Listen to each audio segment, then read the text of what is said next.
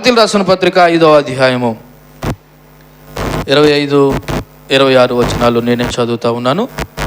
గలతీయులకు రాసిన పత్రిక 5వ అధ్యాయము 25-26. మనము ఆత్మను అనుసరించి జీవించే వారి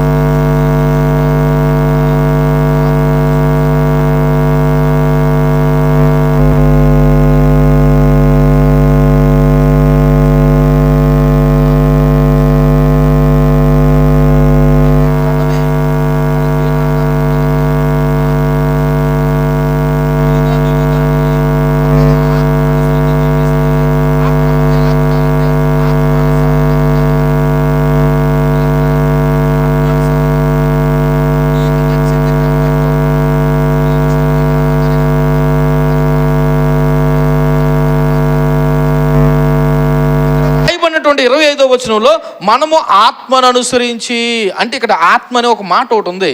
ఏంటి ఆత్మ అన్న సంగతి ముందు మనం తెలుసుకోవాలి. ఆత్మ ఏ ఆత్మ? పరిశుద్ధాత్మ. ఏ ఆత్మ? పరిశుద్ధాత్మ. ఈ ఆత్మను అనుసరించి నడుచుకున్న వాళ్ళే ఆత్మానుసారమైన క్రమంగా నడుచుకుంటారు. నేను అప్పుడప్పుడు అనుకుంటా ఉంటాను, ఏంటి సంఘానికి ఇంత బలమైన వాక్యం చెప్తున్నా, వీళ్ళకు వచ్చిన విభజించి చెప్తున్నా, ఎందుకు దేవుని ప్రజలు అనుకుంటున్న వీళ్ళు సంఘము వాక్యానుసారంగా ఎందుకు నడవట్లేదంటే, ముందు వాళ్ళకి దేవుని యొక్క ఆత్మ అనుభవం లేదు. ఆత్మ అనుభవం లేనివాడు ఎలా నడుస్తాడు? శరీరానుసారంగానే నడుస్తాడు. అందుకే 16వ వచనంలో ముందే చెప్పాడు, మీకు ఇవ్వబడిన స్వాతంత్రాన్ని శరీరక్రియలకు హేతువు చేసుకోకుండా ఆత్మానుసారంగా నడవండి. ఇలా చూడండి, మరలా చెప్తున్నాను మీ వైపు. ఒక వ్యక్తి, అది మీరైనా నేనైనా, ఆత్మానుసారంగా నడవట్లేదంటే, అంటే శరీరానుసారంగా నడుస్తున్నావు అంటే నువ్వు దేవుని ఆత్మను కలిగి ఉండలేదు అని అర్థం. దేవుని ఆత్మ కలిగిన వాడు ఎలా నడుస్తాడు? దేవుడు చెప్పినట్టే నడుస్తాడు. శరీర ప్రకారం నడిచేవాడు ఎలా నడుస్తాడు? శరీరం ఏం చెప్తేనే అది చేస్తాడు. నిజానికి వాక్యం ఏం చెప్తుంది? శరీరానుసారంగా నడవమంటుందా, ఆత్మానుసారంగా నడవమంటుందా? ఆత్మానుసారంగానే నడవమంటే ఆత్మ ఏంటో నీకు అర్థం అవ్వాలి. ముందు ఆత్మ ఏంటో నీకు అర్థం అవ్వాలి. ఏంటి ఆత్మ? ఏంటి ఆత్మ? మనకు బాగా దురాత్మలు తెలుసు. ఆళ్ళ మీద పడిపోయింది దెయ్యం, ఈల మీద పడిపోయింది దెయ్యం, ఈ ఆత్మలు తెలుసు. కానీ పరిశుద్ధాత్మ అనుభవం అనేది మనకు సాధారణంగా తెలియకుండా ఉండడానికి కారణం ఏంటంటే, దాని గురించి మనం దేవుని అడగలేకపోవడం, దేవుని యందు భయము భక్తి కలిగి ఉండలేకపోవడం. ఒకసారి ఈ ఆత్మ గురించి క్లుప్తంగా చిన్నగా కొన్ని విషయాలు జ్ఞాపకం చేసుకుంటే, ఈ పరిశుద్ధాత్ముడు యొక్క ఏదైతే ఉందో దాని యొక్క శక్తి ప్రభావము, ఈ పరిశుద్ధాత్మ దేవుడు సృష్టి ప్రారంభం నుండి, ఆ మాటకు వస్తే సృష్టి లేకముందు నుండి త్రిత్వమైనటువంటి దేవుడు ప్రారంభం నుండి ఉన్నప్పటికీ, యేసుక్రీస్తు మాత్రం స్వయాన తన నోటి నుండి ఓ సందర్భంలో ఇలా పలికిన మాట ఒకసారి మనం యోహాను సువార్త 14వ అధ్యాయము 16వ వచనం చదువుదాం. యోహాను సువార్త 14వ అధ్యాయము 16వ వచనం చదవండి. నేను తండ్రిని వేడుకుందును, మీ వద్ద ఎల్లప్పుడూ ఉండుటకే ఆయన వేరొక ఆదరణకర్తను, అనగా సత్య స్వరూపియగు ఆత్మను మీకు అనుగ్రహించునని ప్రభువారు ఆరోహణం అవడానికి ముందు తన శిష్యులతో లేదా అక్కడ ఉన్న ప్రజలతో, ఇదిగో మీరు భయపడకండి, నేను వెళ్ళిపోతానని, ఇదిగో మీకు వేరొక ఆదరణకర్తను ఏం చేస్తాను? పంపిస్తాను. నా తండ్రిని అడుక్కుంటున్నాను, ప్రభా నన్ను నువ్వు వచ్చేయమంటున్నావు కదా, నేను నీ దగ్గరకు వచ్చేస్తాను. ఇక్కడ నిన్ను నమ్మిన నీ ప్రజలు ఒంటరి వాళ్ళు అయిపోకూడదు. వాళ్ళకి ఒక సపోర్ట్ కావాలి, ఒక ఆదరణకర్త కావాలి అని చెప్పి నేను దేవుణ్ణి అడుగుతాను. ఆయన మీకు సత్యస్వరూప ఆత్మని ఏం చేస్తాడు? పంపిస్తాడు. అంటే ఆ ఆత్మ మిమ్మల్ని ఎక్కడ నడిపిస్తుంది అంటే సత్యములోకి నడిపిస్తుంది. ఎక్కడ నడిపిస్తుంది? సత్యములోకి నడిపిస్తుంది, సర్వ సత్యములోకి నడిపిస్తుంది. ఆ ఆత్మను మీ వద్దకు పంపించమని నేను నా తండ్రిని అడుగుతానని చెప్పి ఆయన ఆరోహమైన పోయిన తర్వాత ఒక 10 రోజులకి పెంతెకొస్తు పండగ దినమందు ఆ మేడ మీద గది ఉన్న వారి మీదకి ఏమొచ్చింది? ఆ ఆత్మే వాళ్ళ మీదకి వచ్చింది.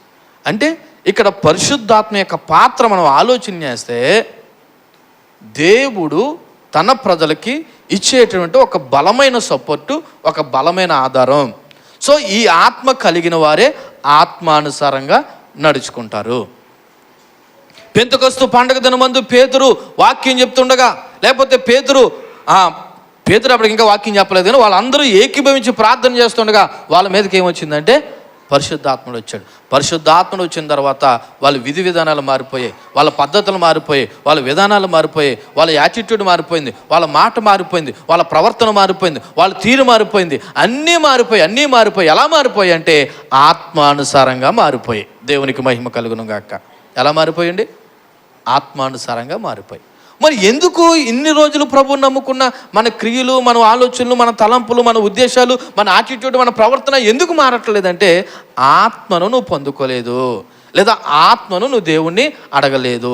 ఆ మాటకు వస్తే ఆత్మ కార్యములు నీ జీవితంలో జరగాలంటే నువ్వు పరిశుద్ధాత్మ దేవునికి విధేయత లోబడట్లేదనే విషయాన్ని జ్ఞాపకం చేసుకోవాలి. చూడండి, ఈ పరిశుద్ధాత్మను ప్రభువు మనకి ఎందుకు ఇచ్చాడు అంటే ఒకసారి మీరు జ్ఞాపకం చేసుకోండి. ఇందాకలు చదివినట్టు మనల్ని బలపరచడానికి ఒక ఆదరణకర్త అయితే తీతు పత్రిక 3వ అధ్యాయము 7వ వచనాన్ని ఒకసారి జ్ఞాపకం చేసుకుందాం. చూడండి, తీతు 3వ అధ్యాయము 7వ వచనం.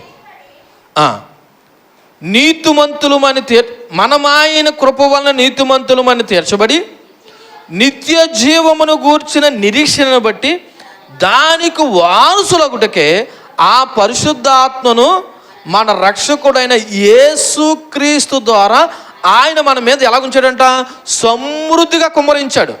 పరిశుద్ధాత్ముడు అయిపోయాడు, ఇది కొంతమందికే పరిమితం అన్నది ఏమి లేదు, సమృద్ధిగా కుమ్మరించాడంట. ఎందుకు అక్కడ రాయబడిన మాట? ఎందుకు అంటే, ఇదిగో మనం అంట నీతిమంతులుగా తీర్చబడి నిత్య జీవాన్ని గూర్చిన నిరీక్షణ కలిగి ఆ నిత్య జీవానికి వారసులగటానికి ఆ పరిశుద్ధాత్ముడు మన రక్షకుడైన యేసుక్రీస్తు ద్వారా ఏం చేస్తాడంటే మన మీద కుమ్మరించాడు. ఇలా చూడండి, ఇప్పుడు పరిశుద్ధాత్ముడు పని ఏంటంటే, ఎవరైతే యేసుక్రీస్తు ద్వారా రక్షింపబడ్డారో ఆ రక్షింపబడిన విశ్వాసాల్ని యేసుక్రీస్తు అనుగుణంగా నడిపించడం. మరలా చెప్తున్నాను, పరిశుద్ధాత్ముడు పని అంటే ఎవరైతే యేసుక్రీస్తుని సొంత రక్షకునిగా అంగీకరించారో లేదా విశ్వసించారో లేదా నమ్మారో వాళ్ళని పరిశుద్ధాత్ముడు యేసుక్రీస్తుకి అనుకూలంగా నడిపిస్తాడు. అంటే ఆ వ్యక్తులు యేసుక్రీస్తు వాక్యం ప్రకారంగా నడవడానికి ఇష్టపడతారు. అలాగ ఒక వ్యక్తి నడవటం లేదంటే ఆ వ్యక్తిని ఎవరు నడిపించట్లేదన్నమాట? పరిశుద్ధాత్ముడు నడిపించట్లేదు అన్న విషయాన్ని మనము జ్ఞాపకం చేసుకోవాలి. పరిశుద్ధాత్ముడు ఎందుకు నడిపించట్లేదు? పరిశుద్ధాత్ముడిదా ప్రాబ్లం కాదు. ఒక్కసారి ఎపిసోడ్ రాసిన పత్రిక 4వ అధ్యాయము 30వ వచనం చదివితే అక్కడ ప్రాబ్లం ఎవరిదన్నదో ఒకసారి మనకు కనబడతా ఉంది. చూడండి, ఎపిసోడ్ రాసిన పత్రిక 4వ అధ్యాయము 30వ వచనం. దేవుని పరిశుద్ధాత్మను దుఃఖపరచకుడి, విమోచన దినం వరకు ఆయన యందు మీరు ముద్రింపబడి ఉన్నారు. అంటే ఇక్కడ పరిశుద్ధాత్మ మనం ఏం చేస్తున్నాం? దుఃఖపరుస్తున్నాం. ఏంటి దుఃఖపరచడం అంటే? ఆయనకి వ్యతిరేకంగా జీవించడమే పరిశుద్ధాత్మని దుఃఖపరచడం. అపోస్తుల కార్యాలు 7వ అధ్యాయము 51వ వచనం కూడా చదువుదాం. చూడండి, అపోస్తుల కార్యాలు 7వ అధ్యాయము 51వ వచనం. 7వ అధ్యాయం 51వ వచనం. ముష్కరులారా, హృదయములను చెవులను దేవుని వాక్యమునకు లోపరచునొల్లని వారులారా, మీ పితరుల వలె మీరు కూడా ఎల్లప్పుడూ పరిశుద్ధాత్మను ఏం చేస్తున్నారు? అందుకు పరిశుద్ధాత్మ మనల్ని నడిపించట్లేదు. నా వైపు చూడండి, మళ్ళా పరిశుద్ధాత్ముడు ఎందుకు మనల్ని నడిపించట్లేదు చూస్తున్నారా? నా వైపు చూడండి, అంటే వాక్యం వినమని.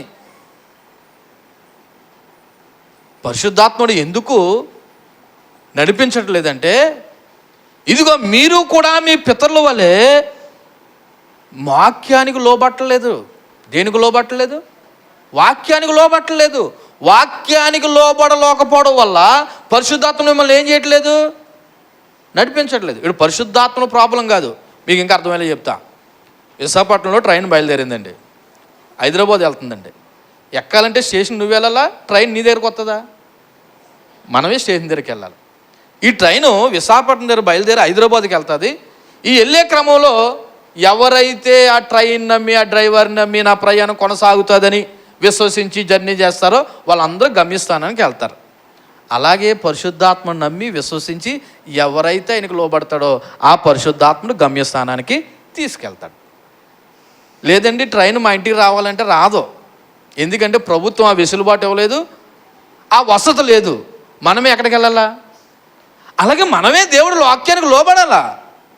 దేవుడు వాక్యానికి లోబడకుండా పరిశుద్ధాత్మ నీలో పనిచేయాలంటే ఎలా పనిచేస్తుంది? అసలు పరిశుద్ధాత్ముడు అనే మాటలోనే ఉంది పరిశుద్ధత.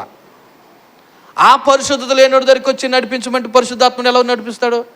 అందుకే మనం దేనికి లోబడాలంటే వాక్యానికి లోబడాలి. ముష్కరులారా, మీరు కూడా మీ పితరుల వలె ఏం చేస్తున్నారు? మీరు వాక్యానికి లోబడటం లేదు. వాక్యానికి ఏం చేయట్లేదు? లోబడటం లేదు. పైగా పరిశుద్ధాత్మని ఎదిరించుచున్నారు. మీరు ఏం చేస్తున్నారు? పరిశుద్ధాత్మని ఎదిరించుచున్నారు. తెస్సలోనికి రాసిన పత్రిక, మొదటి తెస్సలోనికి రాసిన పత్రిక 4వ అధ్యాయము 8వ వచనాన్ని కూడా ఒకసారి చూద్దాం. తెస్సలోనికి రాసిన మొదటి పత్రిక 4వ అధ్యాయము. కాబట్టి ఉపేక్షించువాడు మనుషును ఉపేక్షింపడు కానీ మీకు తన పరిశుద్ధాత్మను అనుగ్రహించిన దేవునినే ఏం చేస్తున్నాడంట?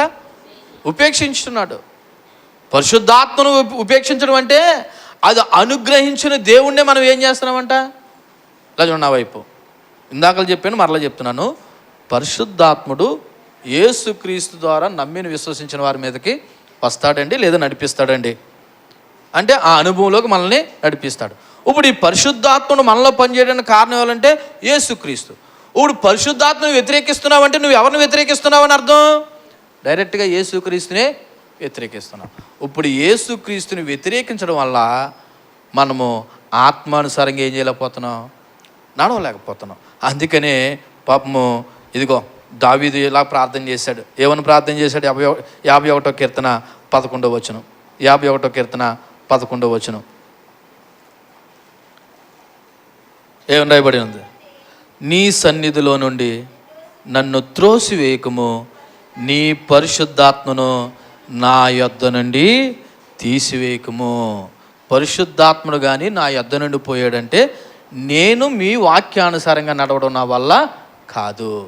నీ పరిశుద్ధాత్మను నాలో లేకపోతే నేను ఎలా నడుస్తానంటే లోకానుసారంగానే నడుస్తాను.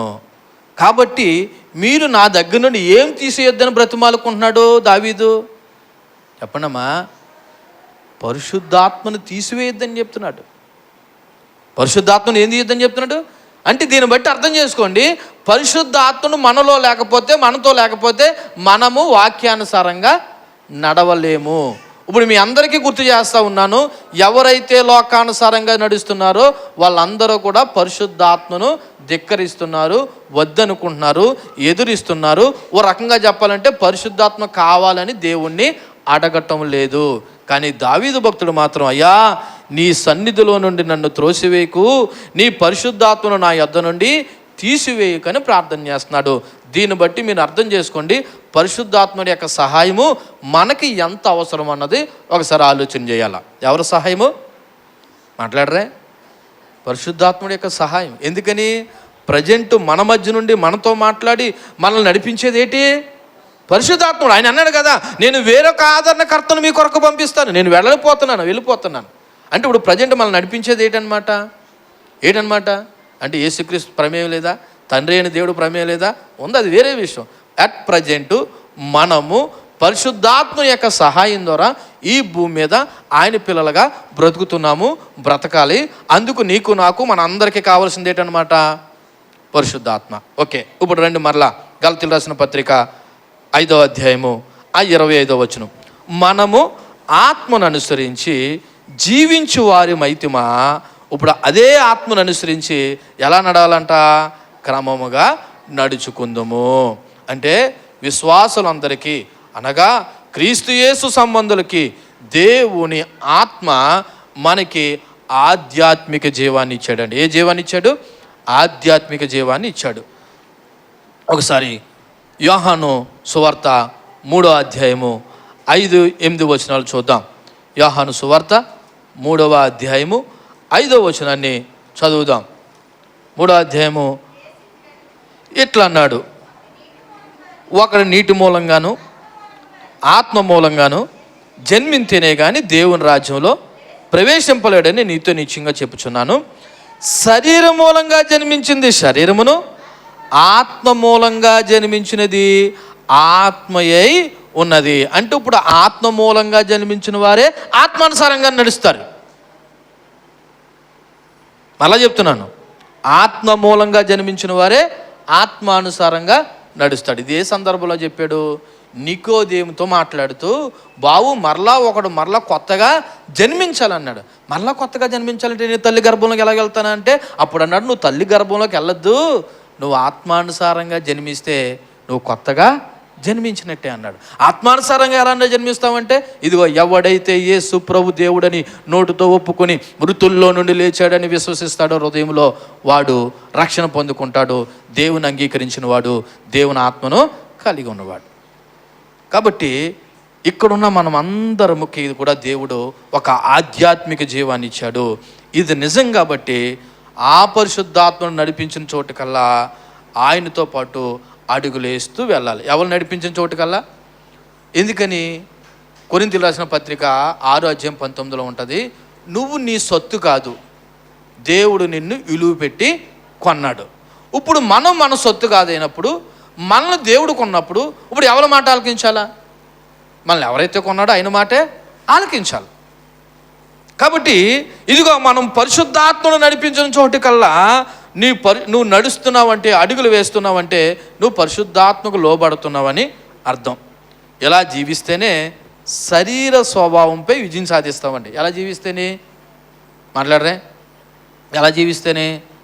ఆత్మానుసారంగా జీవిస్తేనే శరీర విషయాలపై మనం ఏం చేస్తాం? విజయాన్ని సాధిస్తాం. ఎందుకంటే దేవుని ఆత్మ మనలో జీవిస్తూ ఉంటేనే మనం ఆత్మను అనుసరించి నడుచుకుంటాం.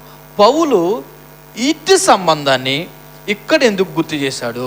గలతీయులకు రాసిన పత్రిక 5వ అధ్యాయము 25వ వచనంలో ఎందుకు మనము ఆత్మను అనుసరించి జీవించువారమైతుమా, ఆత్మను అనుసరించి క్రమంగా నడుచుకుందామని ఎందుకు గుర్తు చేశాడంటే, అప్పటికే గలతీలో ఏ బాగుంది?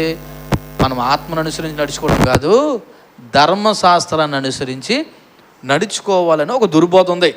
అందుకే బాబు, ధర్మశాస్త్రానికి లోబడి జీవించడం కాదురా, పరిశుద్ధాత్మ ద్వారా జీవించాలని చెప్పడానికి 25వ వచనంలో పౌలు కన్క్లూజన్ ఇస్తున్నాడు.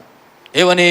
మనము ఆత్మను అనుసరించి జీవించేవారు మైతుమా, ఆత్మను అనుసరించే క్రమంగా నడుచుకుందాం. అంటే నీకు ఆత్మ అనేది ప్రామాణికమైతే ఆ ప్రామాణిక ప్రకారమే మనం ఏం చేయాలా? అంటే ఇంక ధర్మశాస్త్రంతో ఏం లేదు, నీకు పని లేదు అని చెప్పడానికి పౌలు ఈ మాట చెప్తున్నాడు. అయితే ఇక్కడ క్రమముగా నడుచుకుందామని ఒక మాట ఉంది. ఎలాగంటే అండి, క్రమము ఏంటి? క్రమంగా నడుచుకోవడం అనే మాటకి అర్థం ఏంటో తెలుసా? క్రైస్తవులు క్రమశిక్షణతో కూడిన క్రమబద్ధమైన ప్రవర్తన కలిగి ఉండడమే క్రమంగా నడుచుకోవడం. క్రైస్తవులు క్రమశిక్షణతో కూడిన క్రమబద్ధమైన ప్రవర్తన కలిగి ఉండడమే ఇక్కడ క్రమంగా నడుచుకోవడం. అంటే మీకు ఇంకా అర్థమయ్యేలా చెప్పనా? మీరు ఎప్పుడైనా, మీరైతే చూసుంటారు కానీ పిల్లలు చూసుంటారు, సైనికులు కవాతు చేస్తారు. ఏం చేస్తారు? సైనికులు లెఫ్ట్ రైట్ అని ఏం చేస్తారు? కవాతు చేస్తారు. ఎప్పుడైనా ఇండిపెండెన్స్ టైంలోనూ, రిపబ్లిక్ డే టైంలోనూ మీరు టీవీలో చూస్తుంటే సైనికులు వాళ్ళు చేసే కవాతు మీరు ఎప్పుడైనా చూస్తే, వాళ్ళందరూ అడుగులు ఒకేసారి పడతాయి, అందరు చేతులు ఒకేసారి లేస్తాయి. ఎక్కడ ఫ్రాక్షన్ ఆఫ్ సెకండ్లో కూడా తేడా లేకుండా అందరూ స్టెప్ బై స్టెప్ కవాతు చేస్తూ ఉంటారు. ఓకేనా? ఇది ఎంతో క్రమశిక్షణతో నేర్చుకుంటే తప్ప ఆ కవాతు అవదు. అలాగే క్రైస్తవులు కూడా క్రమశిక్షణమైన ప్రవర్తన, క్రమశిక్షణమైనటువంటి జీవితంతో ఉంటేనే మనం క్రమంగా నడుచుకుంటాము. మనలో క్రమం లేకుండా క్రమంగా నడుచుకో శరీరం అంటే ఇదేమీ నడవదు. ముందు క్రమము మన ఆత్మానుసారంగా నడుచుకున్నామనుకో, ఆత్మలో మన క్రమం పొందామనుకో, ఆత్మ మనల్ని ఏం చేస్తుందంటే క్రమంగా నడిపిస్తుంది. ఎలాగంటే ఒక సైనికుని నడిపించినట్టు. దేవునికి మహిమ కలుగును గాక. ఇక ఆత్మలో నడుచుకోవడం అనే మాటకి రోజువారీ జీవితంలో అంటే ఈ ఆదివారం, రేపు సోమవారం, తర్వాత మంగళవారం, చెప్పండి, తర్వాత బుధవారం, మరలా ఏమవుతుంది? మళ్ళీ ఆదివారం వస్తుంది. అంటే ప్రతిరోజు ఇలా చూడండి, ప్రతిరోజు మన జీవితంలో దేవునికి విధేయత కలిగి ఎవరైతే లొంగి బ్రతుకుతారో వాళ్ళే ఆత్మలో నడుచుకోవడం. మన భాషలో చెప్పాలంటే ప్రతిరోజు ఎవరైతే దేవునికి విధేయత చూపించి లోబడి జీవిస్తారో వాళ్ళే ఆత్మలో నడుచుకోవడం. ఇటువంటి ఖచ్చితమైన జీవితం అది దేని మీద ఆధారపడి ఉంటుందంటే పరిశుద్ధాత్ముడి మీద మాత్రమే ఆధారపడి ఉంటుంది. పరిశుద్ధాత్ముడు నేను నడిపించకపోతే నువ్వు ఒకరోజు ఒకలాగా ఉంటావు, ఒకరోజు మరోలాగా ఉంటావు. అందుకే మనం ఎవరికి లోబడాలంటే పరిశుద్ధాత్మునికి లోబడాలి. ఎవరికి లోబడాలి? పరిశుద్ధాత్మ దేవునికి మనం లోబడాలి. ఏ దేవునికి లోబడాలండి? పరిశుద్ధాత్మ. మరలా చెప్తున్నాను, పరిశుద్ధాత్మ దేవునికి లోబడకుండా మనము క్రమంగా నడుచుకోలేము, ఆత్మలో జీవించలేము. ఫైనల్గా ఈ వచనం ఏం బోధిస్తుందంటే, ఆత్మలో పుట్టడం మాత్రమే కాదు, రోజువారీ జీవితంలో దేవుని ఆత్మకు లోబడి నడవాలనే విషయాన్ని జ్ఞాపకం చేస్తుంది. అంటే పరిశుద్ధాత్మ అనుభవాన్ని పొందుకోవడమే కాదు, రోజువారీ జీవితంలో దేవుని ఆత్మకు లోబడి జీవించవలసిన అవసరం ఉంది. ఓ రకంగా చెప్పాలంటే ఆత్మ ఫలము పొందుకోవడానికి, శారీరక క్రియలు జయించడానికి ఏకైక మార్గం ఏదైనా ఉందంటే పరిశుద్ధాత్మ మార్గమే. శారీరక క్రియలు జయించడానికి కానీ, ఆత్మానుసారంగా నడవడానికి కానీ మనకి ఏకైక మార్గం ఏదైనా ఉన్నదంటే పరిశుద్ధాత్ముడి యొక్క సహాయమే. ఒకసారి ప్రాక్టికల్గా ఆలోచిద్దాం. చెప్పుకోవడానికి బాగానే ఉన్నాయి కదా, ప్రాక్టికల్గా ఆలోచన చేస్తే రోజువారీ జీవితంలో పరిశుద్ధాత్ముడు మనలో ఏ విధంగా ప్రభావం చూపిస్తాడు అంటే దానికి ఏం చేయాలి తెలుసా? మనం ప్రతిరోజు ప్రార్థన, వాక్యము, ధ్యానము, సహవాసం చేయాలి. ఏం చేయాలా? ప్రార్థన, వాక్యము, వాక్యాన్ని చదివిన దాన్ని ధ్యానము, ధ్యానంతో పాటు సహవాసం. ఏ సహవాసం? 6 నెలలు సహవాసం చేత ఆడి ఈడేయడం కదా, ఆ సహవాసం కాదు. దేవుని పిల్లలతో సహవాసం. ఇలా దేవుని పిల్లలతో సహవాసం చేసి, వాక్యాన్ని చదివి, వాక్యాన్ని ధ్యానించి, ప్రార్థించి, ఇలాగ ఎవరైతే అనుదినము జీవిస్తారో వాళ్ళ పరిశుద్ధాత్మకు లోబడి జీవిస్తారు. ఇందాక నుంచి మీరు బాగానే చెప్తున్నారు పాస్టర్ గారు, ఆత్మానుసారంగా నడవాలంటున్నారు, వాక్యానుసారంగా నడవాలంటున్నారు, పరిశుద్ధాత్మకు లోబడాలంటున్నారు, పరిశుద్ధాత్ముని మనల్ని నడిపిస్తాడంటున్నాడు. ఎలాగా అన్నదానికి ప్రాక్టికల్గా మాట్లాడాలంటే నువ్వు ప్రతిరోజు ప్రార్థన చేసి, వాక్యం చదివి, ధ్యానం చేసి, దేవుని పిల్లలతో సహవాసం చేయాలి. ఇది ఒకటి. రెండోది, నిర్ణయాలు తీసుకునేటప్పుడు, అంటే ఏదైనా ఒకటి చేసేటప్పుడు ఇది ఆత్మానుసారమా శరీరానుసారమా అని మీరు ఒకసారి ప్రశ్నించుకోవాలి.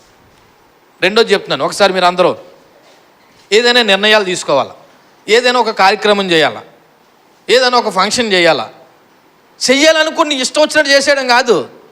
అది వాక్యానుసారమా లేదా శరీరానుసారమా ఆత్మానుసారమా అని ఒకసారి ఆలోచించాలి. నీకు తెలియదు కాదు, అప్పుడు వచ్చి ఎవరిని అడగాల? సేవకులను అడగాలి. అడుగుతారు కదా మీరు, చాలా బాగా అడుగుతారు బాబు ఏ రోజున తీసుకురామంటారు పిల్లనే, ఇది అడుగుతారు. కానీ ఎలా తీసుకురావాలన్నది మాత్రం అడగరు. ఎందుకంటే అది మీకు తెలుసు. అర్థమవుతుందా? బాబు పలానా రోజున పెళ్లి చేయాలనుకుంటున్నాం, ఎప్పుడు ఎడతారో డేట్లు? మనకు ముహూర్తాలు ఏమి ఉండవు కాబట్టి నేను ఎప్పుడు పెళ్ళి పెట్టినా బుధవారం ప్రధానం, లక్షవారం పెళ్ళి, ఇవే మా డేట్లు. ఓకే, ఇది బాగానే సెట్ అవుతుంది. కానీ ఈ పెళ్ళి ప్రారంభం కాడి నుంచి ముగింపు వరకు ఎలా చేయాలని మాత్రం అడగరు. ఎందుకని? మీ నిర్ణయాలు. కానీ ఆత్మను వెంబడించేవాడు, ఆత్మకు లోబడేవాడు ఏం చేస్తాడు తెలుసా? ఇది ఆత్మానుసారమా శరీరానుసారమా అని ఆలోచన చేస్తాడు. ఇలా ఆలోచన చేసినప్పుడే ప్రాక్టికల్గా నువ్వు దేవునికి లోబడుతున్నావా లేదన్నది అర్థమవుతుంది. మూడోది, కోపము, ద్వేషము, అసూయ, మత్సరము వచ్చినప్పుడు వెంటనే నువ్వు ఆత్మ సంబంధం అయితే అది గ్రహించి మళ్ళీ చెప్తున్నాను, ఆలకించండి, డిస్టర్బ్గా ఉంది. కోపము, ద్వేషము, మత్సరము వచ్చినప్పుడు నువ్వు ఆత్మ సంబంధం అయితే వెంటనే నేను దేవుని బిడ్డనని గ్రహించి అవి మానుకుని, కోపం రాని మనుషుడు ఉన్నాడండి, అందరికీ ఏమొస్తుంది? కోపం వస్తుంది. దేవుని వాక్యం చెప్తుంది, కోపపడు కానీ పాపము చేయకుడు అని చెప్తుంది. ఏం చెప్తుంది? కోపపడు, కానీ కోపంలో మాత్రం నువ్వేం చేయొద్దన్నాడు? పాపం చేయొద్దన్నాడు. సో ఇలాగ కోపము, ద్వేషము, అసూయ, పగ, మత్సరము వచ్చినప్పుడు నువ్వు ఆత్మ సంబంధం అని గ్రహించి వెంటనే విడిచిపెట్టి ఆయన ఆత్మకు లోబడిపోవాలంట. ఇక నాలుగోది, పాపానికి వ్యతిరేకంగా శరీర కోరికలకి లోబడకుండా జీవించాలి. అప్పుడు పరిశుద్ధాత్మ మనల్ని బ్రతికించాడు, నువ్వు బ్రతికి ఉన్నావని అర్థం. మళ్ళీ చెప్తున్నాను, ఈ 4 ఏదైతే నీ వ్యక్తిగత జీవితంలో ప్రాక్టీస్ చేస్తావో నీలో పరిశుద్ధాత్ముడు ఉన్నాడు. పరిశుద్ధాత్ముడు నేను డైరెక్ట్ చేస్తున్నాడు, నేను ఏం చేస్తున్నాడు? నడిపిస్తున్నాడు అన్న విషయం నీకు అర్థమవుతుంది. అదే 25వ వచనం యొక్క ఉద్దేశము. మరలా ఒకసారి చదువుతున్నాను. మనము ఆత్మను అనుసరించి జీవించేవారు అయితే ఆ ఆత్మను అనుసరించి ఎలా నడుచుకోవాలంటండి? క్రమముగా నడుచుకోవాలి. ఇట్లా గమనించండి, క్రమం అనేది చాలా ప్రాముఖ్యమైనదండి. అసలు దేవుడు కావలసిందే అది. ఏమన్నా తెలుసా? అక్రమము చేయువారులారా మీరు ఎవరో తెలియదు అన్నాడు. అంటే ఇప్పుడు దేవుడు ఏం కోరుకుంటున్నాడు? మాట్లాడరే? క్రమం. ఏ క్రమము? నీకు నచ్చిన క్రమం కాదు, ఆయన ఆత్మానుసారంగా నడిచే క్రమం. ఆ క్రమాన్ని దేవుని పిల్లలుగా మనము కలిగి ఉన్నప్పుడే, నడిచినప్పుడే నువ్వు ఆత్మానుసారివి, ఆత్మ సంబంధమైనవి బిడ్డవి. ఈసారి 26వ వచనంలోకి వద్దాం. 26వ వచనంలో ఏమని రాయబడినది? 26వ వచనంలో, ఒకరినొకరము వివాదాన్ని రేపకయు, ఒకరి యందు ఒకరము అసూయ పడకయు, వృధాగా అతిశయ పడకు ఉందము. సో పై వచనంలో ఆత్మయందు నడుచుకోవాలని చెప్పిన తర్వాత ఈ 26వ వచనంలో ఆత్మలో నడవకపోతే ఏమవుతుంది చెప్తున్నాడు. 25వ వచనంలో ఏం చెప్పాడు? మనం ఆత్మను అనుసరించి ఎలా నడుచుకోవాలి? క్రమముగా నడుచుకోవాలి.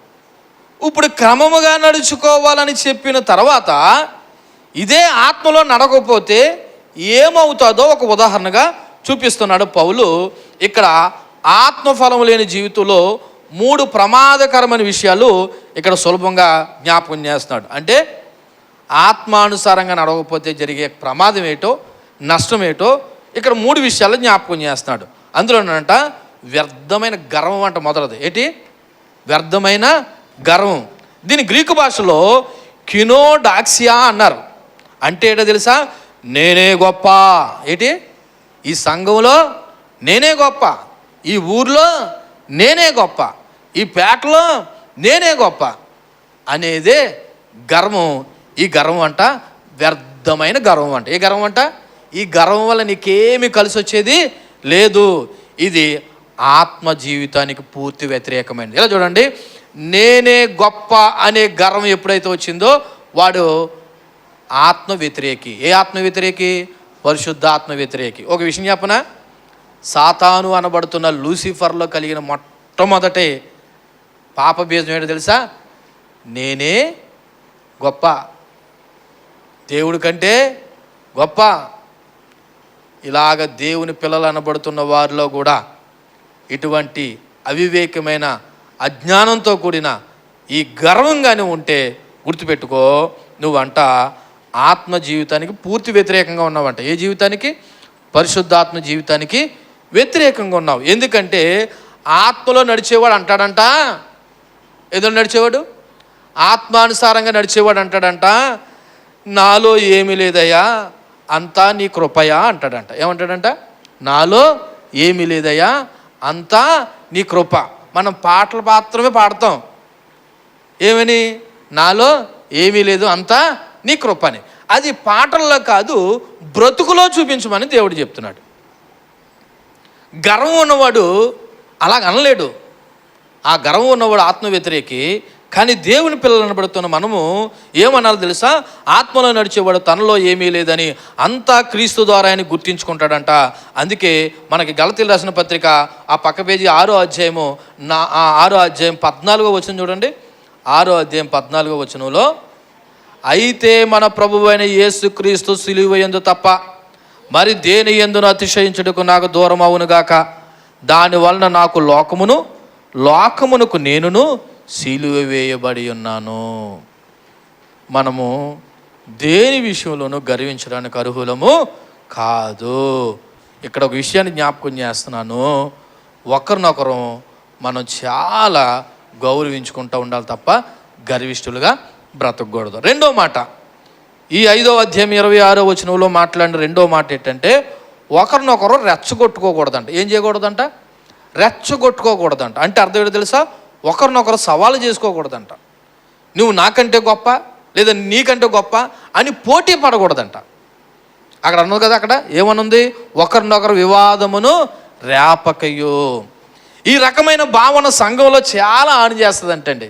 ఇలా చూడండి, సంఘంలో ఆవిడైనా గొప్ప, నా వైపు చూడండి, సంఘంలో ఆవిడైనా గొప్ప, నేను గొప్ప కదా, నేను పని చేయట్లేదా, నేను ఇవ్వట్లేదా, లేకపోతే నేను మనిషిని కదా, ఇలాంటి భావజాలం ఏదే ఉందో ఇది సంఘానికి చాలా డ్యామేజ్ చేస్తుందండి.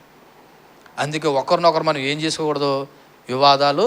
ఒకవేళ అటువంటి మనిషి ఎవరైనా ఉన్నారనుకో, నువ్వు తెలివైన దాని అయితే ఏమన్నా తెలుసా? అవునమ్మా నువ్వే గొప్ప, అవునమ్మా నువ్వే గొప్ప అనేలా. అంతే అనేస్తే ఆమె గర్వంలో అతిశయిస్తుంది. నువ్వు దేవుడి దగ్గర తగ్గించుకోండి. నిజానికి ఈ రకమైన లక్షణం మంచిది కాదు. ఈ రకమైన భావన సంఘంలో చాలా ప్రమాదకరం, హాని చేస్తుందంట. ఓ రకంగా చెప్పాలంటే ఇది శరీర క్రియల్లో 15వది పక్షపాతాలు విభేదాలతో నేరుగా ముడిపడి ఉందన్నమాట. శరీర కార్యాల్లో 15వ లక్షణం అన్నమాట ఇది, వివాదాలు రేపడం. కాబట్టి ఈ రకమైన భావజాలంతో సంఘంలో ఎప్పుడు ఎవరో పని చేయకూడదు. ఇక్కడ ఎవ్వరూ గొప్ప కాదండి, ఇన్క్లూడింగ్ నాతో సహా. ఇక్కడ ఎవరూ గొప్ప కాదు. ఎవడు తగ్గించుకుంటాడో ఆడే గొప్పడు. దేవునికి మహిమ కలుగును గాక. యేసుప్రభులో శిష్యుల్లో కూడా వివాదం వచ్చింది. యేసుప్రభు శిష్యుల్లో కూడా వివాదం వచ్చింది. ఎవరు గొప్ప ప్రభు అన్నప్పుడు దేవుడు ఏమన్నా తెలుసా? ఒక టవల్ తీసుకుని కాళ్ళు కడిగి, అరే బాబు ఎవడైతే నాలా పరిచయం చేసి తగ్గించుకుంటాడో ఆడే గొప్పవాడు అన్నట్టు. అంటే మీలో ఎవడైనా గొప్పవాడుగా ఉండాలనుకున్నవాడు నీ పొరుగు వారికి పరిచర్య చేసేవాడిగా సేవకుడుగా ఉండమన్నాడంట. అందుకే ఎప్పుడు చెప్తున్నాను, బైబిల్ నియమాలకి లోక నియమాలకి ఎప్పుడు వ్యతిరేకంగా ఉంటాయి. లోక నియమంలో ఏంటి, ఎవడు గొప్పడు, ఎవడు డబ్బు ఉంటే, ఎవడు ధనం ఉంటే, ఎవడికి పేరు ఉంటే, ఎవడ కండబలం ఉంటే, ఎవడు ఈడు గొప్పోడు. కానీ వాక్యం ఏం చెప్తుంది తెలుసా, ఎవడు ఇతరులకు పరిచర్య చేసి తగ్గించుకుంటాడో ఆడే గొప్పోడు. అందుకే ఎప్పుడు కూడా లోక నియమాలకి దైవ నియమాలకి వ్యతిరేకంగా ఉంటుంది. మనం దైవ నియమాల ప్రకారమే నడవాలి, లోక నియమాల ప్రకారం నడవకూడదు. ఇక్కడ మూడో మాట కూడా ఉంది, ఒకరు ఒకరు వివాదం రేపకయు, ఒకరు యందు ఒకరు అసూయ పడకయు. ఏంటండి అసూయ పడకయు? మత్సరము, అసూయ, ఇతరులకు మంచి పొందితే బాధపడిపోవడం. ఏంటండి, ఇతరులకు మంచి జరిగితే కూడా బాధపడిపోయే వాళ్ళు ఉంటారు తెలుసా. ఇతరులకి మంచి జరిగితే బాధపడిపోవడం కూడా ఏంటనుకున్నారు, అసూయ, మత్సరం. ఇతరులకు మంచి జరిగిందా, దేవుని స్తోత్రం చెప్పు. ఆ మంచి ఏదో రోజు నీకు జరగచ్చు, ఆలస్యం అవ్వచ్చేమో. పక్కోడికి ఉద్యోగం వచ్చిందనుకో, ఆడికి ఉద్యోగం వచ్చిందన్న బాధ కంటే ఇది రాలేదన్న ఫీలింగే మనిషిని తినేస్తుంది పట్టుకుని. వాళ్ళు ఉద్యోగం వచ్చి ఏదో ఆడిని ఏదో ఊరేగించుకుంటూ తీసుకొస్తుంటే వచ్చిందిలే బోర్డు ఉద్యోగం, ఇటు ఎంత కష్టపడి సంపాదించుకుని ఎలా తీసిపడేస్తావు? అలా అంటాను కారణం ఏంటి తెలుసా, నీలో ఏముంది, అసూయ. అసూయ. కాబట్టి ఇది ఆత్మఫలమైన ప్రేమకు, సంతోషానికి, శాంతికి విరుద్ధమైనది. గుర్తుపెట్టుకోండి, యేసుప్రభువును కూడా అసూయ చేత అప్పగించారంట. యేసుప్రభువుని దేని చేత అప్పచెప్పారంట, అసూయ చేత సిలువకు అప్పగించారంట. కాబట్టి అసూయ అనేది చాలా ప్రమాదం అండి. ఎముకలు కుళ్ళు అని చెప్తుంది సామెతల గ్రంథంలో. ఎముకలు ఎటువంటిదంట, కుళ్ళు. కాబట్టి ఇప్పుడు ఆత్మలో నడుచుకునే మనము ఒకరి యందు ఒకరు ఆ వివాదం రేపకయు, ఒకరి యందు ఒకరు అసూయ పడకయు, వృధాగా అతిశయపడొద్దు అనే విషయాన్ని కూడా జ్ఞాపకం చేస్తున్నాడు. అంటే క్రైస్తవులు ఎప్పుడూ కూడా నేను ఇతరుల కంటే ఉన్నతుడు అని అనుకోకూడదంట, నేను అందరికంటే అలుపుడునని అనుకోవాలంట. క్రైస్తవులు ఎప్పుడు కూడా నేను ఇతరుల కంటే గొప్పోనని అనుకోకూడదంట, అందరికంటే అలుపుడునని అనాలంట. ఫిలిప్పీయులు రాసిన పత్రిక 2వ అధ్యాయము 3వ వచనం చదువుదాం. ఫిలిప్పీయులు రాసిన పత్రిక 2వ అధ్యాయము 3వ వచనంలో, కక్ష చేతనైనను హృదయాశిషం చేతనైనను ఏమీ చేయక వినయమైన మనసు గలవారే ఒకను ఒకడు తనకంటే యోగ్యుడని ఎంచుకొనుచు మీలో ప్రతివాడును తన సొంత కార్యాలు మాత్రమే కాక ఇతర కార్యాలు కూడా ఏం చేయాలంట, ఇతర కార్యాలు కూడా ఏం చేయాలంట. అంటే నీ సొంత కార్యాలు చేసుకోవద్దు అంటలేదు. ఎట్ ద సేమ్ టైం పక్కోళ్ళ గురించి కూడా ఏం చేయమన్నాడంట, పట్టించుకోమన్నాడు, చేయమంటున్నాడు. వాళ్ళు చేసుకోలేని పరిస్థితిలో ఉంటే వెళ్ళి సహాయం చేయమంటున్నాడు. మనకి బొట్టెట్టి పిలవాలి, ఏదైనా దేవుని పిల్లలు అయితే బొట్టెట్టి పిలవకపోయినా వెళ్ళి ఏం చేస్తారు. ఎందుకని, దేవుని వాక్యం చెప్తుంది, నీ సొంత కార్యాలు ఎలా చేసుకుంటున్నావో ఇతరుల కార్యాలు కూడా చెయ్యి. అలాగే నా ఇంటికి వెళ్ళి పాకి పని చేయమని చెప్పట్లేదు, వాళ్ళు చేయలేనిది నువ్వు చేయగలిగింది చేయమని చెప్తున్నాడు. అక్కడ మరలా ఒకసారి చదవండి మీరు 3వ వచనంలో, కక్ష చేత చేయొద్దు, వృధా అతిశయం చేతను ఏమీ చేయక వినయమైన మనసు గలవారే ఒకని ఒకడు తనకంటే యోగ్యుడని ఎంచుకొనుచు మీలో ప్రతివాడు మీ సొంత కార్యాలు మాత్రమే కాకుండా ఇతర కార్యాలు కూడా ఏం చేయాలంట, చేయాలి. ఈ వచనాన్ని కూడా ప్రాక్టికల్గా ఒకసారి ఆలోచన చేస్తే ఎలాగంటదన్నది చెప్పి ముగించే ప్రయత్నం చేస్తాను. ఇందాక 25వ వచనం ప్రాక్టికల్గా చెప్పాను కదా, ఆత్మానుసారంగా క్రమంగా నడుచుకోవడం విషయంలో ఇది కూడా ఒకసారి ప్రాక్టికల్గా, అంటే మనం వ్యక్తిగత దైనందిన జీవితంలో దీని గురించి కూడా ఆలోచన చేస్తే, ఎవరైనా మెచ్చుకుంటే హృదయంలో గర్వం రానీకు. ఒకవేళ ఎవరైనా మెచ్చుకున్నారనుకో, అమ్మా నువ్వు చాలా ప్రార్థనా పరురాలివి, నువ్వు చాలా భక్తి పరురాలివి, నువ్వు చాలా సహాయం చేస్తావు, నువ్వు ఇతరులు అంటే చాలా ప్రేమ కలిగి ఉంటావు అని అన్నారనుకో, హృదయంలో ఏమి రానీకు, గర్వమే రానీక. ఇలాగను, ప్రభా పలానా ఆమె నన్ను ఎలాగ అంటుంది, ఆ మహిమ ఘనత ప్రభావాలు ఎవరికి చెల్లునుగాక, నీకే చెల్లునుగాక. ఎందుకని, ఆ ప్రేమ నువ్వు నాకు ఇచ్చావు కాబట్టే ఇతరుల పట్ల ప్రేమ చూపిస్తున్నాను. ఆ సహాయ గుణం నాకు ఇచ్చావు కాబట్టే నేను ఇతరులకి సహాయం చేస్తున్నాను. లేకపోతే పరిచర్య చేసే ఒక గుణం నాకు ఇచ్చావు కాబట్టే నేను వెళ్ళి పరిచర్య చేస్తున్నాను. లేకపోతే నాకు ధనం ఇచ్చావు కాబట్టే నేను ఇతరులకి ఏం చేయగలుగుతున్నాను, సహాయం చేయగలుగుతున్నాను. ఒకవేళ మనుషులు ఎంత పొగిడినా అందులో వాస్తవం ఉన్నా సమస్త మహిమ ఘనత ప్రభావాలు ఎవరు కలుగునుగాక, నీకే కలుగునుగాక అని అనుకున్నప్పుడు నీకు హృదయంలో ఏం రాదంటే గర్వం రాదు. కానీ ఈ రోజున ఒక సామెత ఉంది, మొన్న కూడా చెప్పాను, పొగిడేవారితో జాగ్రత్త, తర్వాత పూరించండి ఖాళీ శంసాతో తినిపిస్తారంట. బహుశా మదర్ తెరీసా అన్నదో ఎవరన్నదో నాకు గుర్తులేదు, కానీ పొగిడేవారితో చాలా జాగ్రత్తగా ఉండాలంట. వాళ్ళంట ఏ శంసాతో తినిపిస్తున్నారంట? పేరుకి అక్కడ శంసే కనపడుతుంది, కానీ ఆ శంసలో ఏమీ లేదు. పొగుడుతారు, నిన్ను బాగానే పొగుడుతారు, కానీ ఆ పొగుడుతున్నారంటే వెనకాల ఏదో ఉంది. ఒకవేళ నిజంగా వాస్తవమే అనుకో, ఒకవేళ నిన్ను పొగడంలో వాస్తవమే అనుకో, కానీ నీలో ఏం రాకూడదు? గర్వము రానియకూడదు. హృదయంలో గర్వం వచ్చిందా? ఇలా చూడండి, నెబుకద్నెజరు కూడా తను కట్టిన పట్టణాన్ని అంతా చూసుకుని ఏం చేశాడంట? ఇదంతా నా వల్లే అన్నాడంట. అంతే. ఏమైపోయాడంటమ్మా? గాడిద స్వభావమేనా? ఎలా మారిపోయాడు మనిషల్లా? ఒక జంతువులాగా మారిపోయి గడ్డి తిన్నాడు. ఏందన్నాడు? గడ్డి తిన్నాడు. అందుకే మనిషికి ఎప్పుడు ఏం రాకూడదు? గర్వం రానికూడదు. ఇది పాజిటివ్ కోణం. ఇప్పుడు నెగిటివ్ కోణం చెప్తున్నాను చూడండి. ఒకవేళ నేను మెచ్చుకోలేదనుకో, అసూయ కూడా రాకూడదు. నిజంగా నువ్వు మంచిగా చేసావు, మేలే చేసావు, నిజం చెప్పాలంటే నీ వల్ల జరిగింది అక్కడ కార్యం, అయినా ఒక్క మనిషి కూడా నేను ఏం చేయలేదు, గుర్తెరగలేదు, గౌరవించలేదు, మెచ్చుకోలేదు. అప్పుడు కూడా నీలో ఏం రాకూడదు? అసూయ అనేది రాకూడదు, కోపం అనేది రాకూడదు. అందుకే ప్రాక్టికల్గా నేను మాట ఎందుకన్నానంటే, మన వ్యక్తిగత జీవితంలో వివాదాలు రేపకుండా, వృధాగా అతిశయపడకుండా మనం ఉండాలంటే, ఒకవేళ నిజంగా నిన్ను పొగిడితే గర్వం రానీకు, దేవునికి మహిమ చెల్లించు. ఒకవేళ నేను పొగడలేదనుకో, నేను గుర్తెరగలేదనుకో, నేను గౌరవించలేదనుకో, హృదయంలో కూడా ఏం రానీకు? కోపము రానీకు, అసూయ రానీకు. ఎందుకు తెలుసా?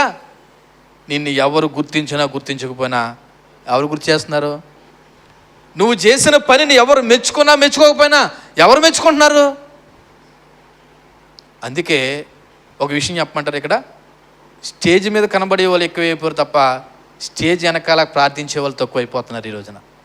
అందరూ ఎక్కడ కనబడాలని చూస్తారు? వేదిక మీదే. ఎందుకని? వేదిక మీదకి ఎక్కితే అందరూ చూస్తారు, కానీ వేదిక కింద ఉండి ప్రార్థన చేస్తున్నావు చూసావా, నిన్ను ఎవడో చూడ్డు, కానీ ప్రభువు చూస్తాడు. దేవునికి మహిమ కలుగును గాక. కాబట్టి ఒక మనిషి నిన్ను మెచ్చుకున్నా మెచ్చుకోకపోయినా నువ్వు అసూయ పడకు, కోపపడకు. ఒకవేళ మెచ్చుకున్నారనుకో, హృదయంలో ఏ రానీకు? గర్వాన్ని కూడా రానీకు. మరొక మాట, ఇదిగో క్రీస్తులో మనమంతా ఒకటనే విషయాన్ని గుర్తించుకున్నాం అనుకో, నీ తోటివారితో వివాదాన్ని రేపవు, వృధాగా అతిశయపడవు, అంతేకాదు ఒకరినొకరు ఇదిగో అసూయ పడరు కూడా. కాబట్టి ఇక్కడున్న మనం అందరము క్రీస్తులు ఎవరు? ఒకరమే, ఒక రొట్టె, ఒక పాత్ర, అంతేనా? మన ప్రభువులో మనం అందరూ ఏమై ఉన్నాము? ఒకటే. అదే సంఘం అంటే. అసలు సంఘము మీన్స్ అందరము ఒకటి. ఆ భావజాలం ఎప్పుడైతే నీలో వస్తుందో, నీ తోటి వారితో వివాదం పడాలని అనుకోవు, నీ పొరుగు వారితో గొడవ పెట్టుకోవాలని అనుకోవు, వ్యర్థంగా వృధాగా అతిశయపడకుండా ఉంటావు. ఎప్పుడో తెలుసా? నువ్వు ఆత్మానుసారమైన క్రమముగా నడుచుకున్నప్పుడు. అందుకే 25వ వచనం ఏమని చెప్పిందంటే, ఇదిగో ఆత్మానుసారమైన క్రమంగా నడవండి అని చెప్తుంది. 26వ వచనం ఏమని చెప్పిందంటే, ఆత్మానుసారమైన క్రమంగా నడవకపోతే ఇటువంటి బలహీనతలు నీలో ఉంటాయని చెప్పింది. కాబట్టి నువ్వు ఎలా నడవాలి, ఎలా నడవకూడదనే విషయం ఆల్రెడీ మనము శరీర కార్యాల గురించి మాట్లాడాము, ఆత్మఫలం గురించి మాట్లాడాం. కానీ ఫైనల్గా ఇక్కడ పౌలు భక్తుడు ఏమని జ్ఞాపకం చేస్తున్నాడంటే, మనము ఆత్మను అనుసరించి జీవించేవారు మైతమా, అదే ఆత్మను అనుసరించి ఎలా నడుచుకుందాము? క్రమముగా నడుచుకుందాము. ఈ పూట మనం నేర్చుకున్న పాఠం ఏంటంటే, ఆత్మానుసారమైన క్రమము. ఏంటండి? ఆత్మానుసారమైన క్రమం. అంతే తప్ప నీ క్రమానికి కొలమానం ఆత్మై ఉండాలి, దేవుని వాక్యమై ఉండాలి తప్ప నీ బుద్ధి కానీ నీ ఆలోచన కానీ. ఆమేన్. కళ్ళు మూసుకోండి. చెప్పబడిన వాక్యాన్ని బట్టి ఒకసారి గుర్తించుకొని దేవుని స్తుతిస్తూ ఆయన